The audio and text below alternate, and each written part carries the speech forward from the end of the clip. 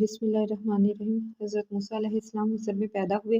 آپ علیہ السلام کے والد کا نام عمران ہے۔ حضرت موسیٰ علیہ السلام پر نازل ہونے والی کتاب کا نام تورات اور آپ علیہ السلام کا لقب کلیم اللہ ہے۔ حضرت موسیٰ علیہ السلام کی پیدائش ہوئی تو مصر میں دو قومیں آباد تھیں، ایک حضرت یعقوب علیہ السلام کی اولاد جنہیں بنی اسرائیل کہا جاتا تھا، اور دوسری قبطی قوم۔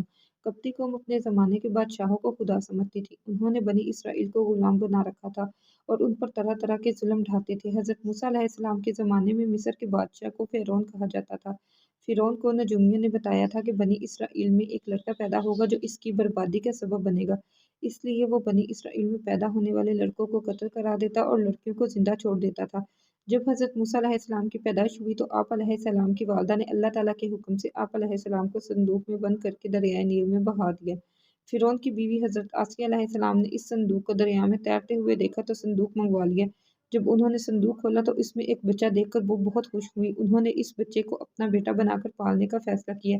اس طرح حضرت موسیٰ علیہ السلام فرعون کے محل میں پرورش پانے لگے۔ جب حضرت موسیٰ علیہ السلام جوان ہوئے تو مصر سے ہجرت کر کے مدین چلے گئے۔ پھر جب وہاں سے واپس مصر آ رہے تھے تو اللہ تعالیٰ نے حضرت موسیٰ علیہ السلام کو نبوت عطا فرمائی۔ انہیں مصر والوں کی طرف نبی بنا کر بھیجا گیا۔ ان کی مدد کے لیے اللہ تعالیٰ نے ان کے بھائی حضرت ہارون علیہ السلام کو بھی نبی بنا کر ان کے ساتھ بھیجا۔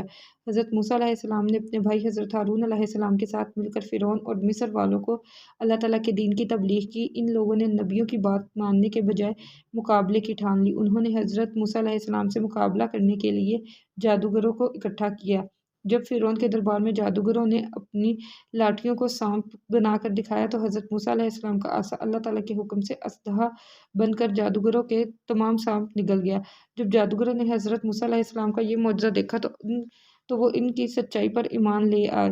یہ سب کچھ دیکھنے کے باوجود فرعون اور اس کی قوم کے لوگ حضرت موسیٰ علیہ السلام پر ایمان نہ لائے بلکہ ان پر ظلم و ستم شروع کر دیا۔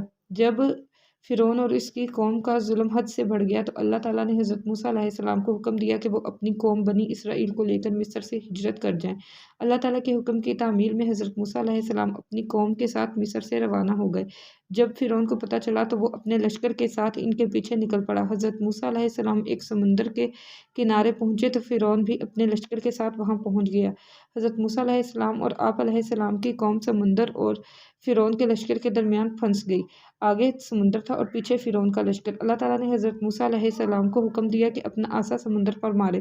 آپ علیہ السلام نے عصا مارا تو اللہ تعالیٰ کے حکم سے سمندر میں راستہ بن گیا۔ حضرت موسیٰ علیہ السلام اپنی قوم کو لے کر سمندر میں سے سلامتی کے ساتھ گزر گئے۔ فرعون بھی اپنے لشکر سمیت دریا میں اتر پڑا، مگر اللہ تعالیٰ کے حکم سے سمندر کا پانی آپس میں مل گیا۔ اس طرح فرعون اور اس کے لشکر کو اللہ تعالیٰ نے غرق کر دیا۔ سمندر پار کرنے کے بعد حضرت موسیٰ علیہ السلام اپنی قوم کو لے کر ایک وادی میں پہنچے۔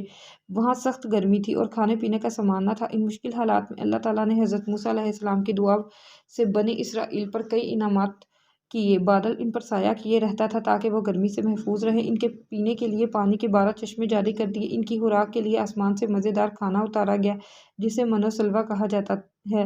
بنی اسرائیل پر اور بھی بہت سے احسانات کیے گئے لیکن انہوں نے قدر نہ کی۔ اس وادی میں آنے کے بعد اللہ تعالیٰ نے حضرت موسیٰ علیہ السلام کو طور نامی پہاڑ پر بلایا اور آپ علیہ السلام کو تورات عطا فرمائی۔ اللہ تعالیٰ نے حضرت موسیٰ علیہ السلام کو کئی معجزے عطا کیے۔ حضرت موسیٰ علیہ السلام کے پاس ایک عصا تھا۔ جب آپ علیہ السلام اسے زمین پر ڈالتے تو وہ اللہ تعالیٰ کے حکم سے سانپ بن جاتا۔ حضرت موسیٰ علیہ السلام اپنا ہاتھ اپنی بغل میں ڈال کر نکالتے تو وہ چمکنے لگتا۔ جب حضرت موسیٰ علیہ السلام نے اپنا عصا پانی پر مارا تو اللہ تعالیٰ نے پانی میں راستے بنا دیے۔